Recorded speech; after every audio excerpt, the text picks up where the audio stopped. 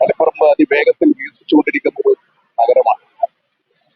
ധാരാളം കച്ചവട സ്ഥാപനങ്ങളും ഇവിടെ വളർന്നു വരികയും അങ്ങനെ വികസിച്ചു വരുന്ന ഈ നഗരത്തിനാണ് ഇത്തരത്തിലൊരു ദുരന്തമുണ്ടായത്. ഈ ദുരന്തം അറിഞ്ഞ ഉടനെ തന്നെ പോലീസും ഫയർഫോഴ്സും നാട്ടുകാരായിട്ടുള്ള ആളുകളും എല്ലാം കൂടി സഹകരിച്ചുകൊണ്ട് ആദ്യ ശ്രമം എന്നുള്ള നിലയിൽ അതിന്റെ വ്യാപനം തടയാനുള്ള നടപടി സ്വീകരിച്ചു.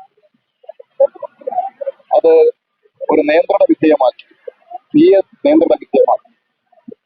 നമ്മുടെ ഇവിടെയുള്ള ഫയർഫോഴ്സ് മാത്രമല്ല, തൊട്ടടുത്ത ജില്ലകളിൽ നിന്ന് ഫയർഫോഴ്സ് ഇവിടത്തേക്ക് വന്നു. നമ്മുടെ അന്താരാഷ്ട്ര വിമാനത്താവളത്തിലെ ഫയർഫോഴ്സ് ഇവിടത്തേക്ക് വന്നു. എല്ലാം കൂടി ഇവിടെ നിയന്ത്രണ വിധേയമാക്കാൻ കഴിഞ്ഞിട്ടുണ്ട്.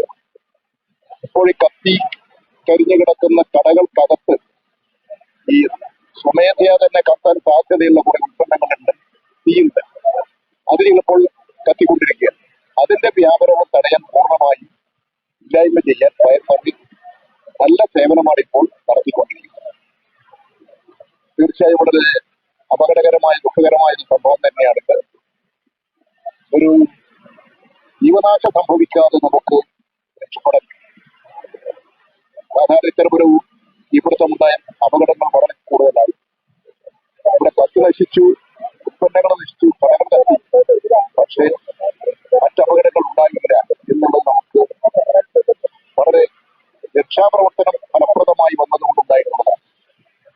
നമുക്കെല്ലാം കൂടി ചേർന്നുകൊണ്ട് ഇനിയുള്ള കാര്യങ്ങൾ എങ്ങനെയൊക്കെ നമുക്ക് ആലോചിക്കാം.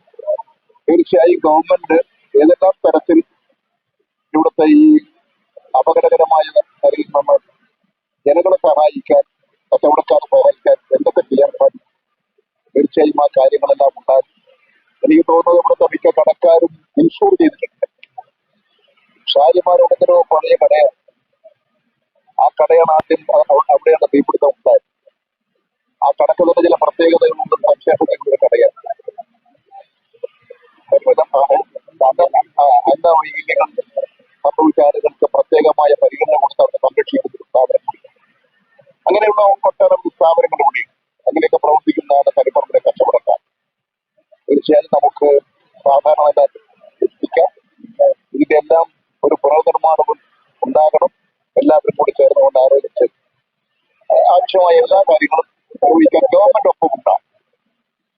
ഗവൺമെന്റ് ദുഃഖം അനുഭവിക്കുന്നവരോടൊപ്പം ഉണ്ടാകും, കച്ചവടക്കാരോടൊപ്പം ഉണ്ടാകും, ഇത് നഷ്ടപ്പെട്ടു പോയവരോടൊപ്പം ഈ ഗവൺമെന്റ്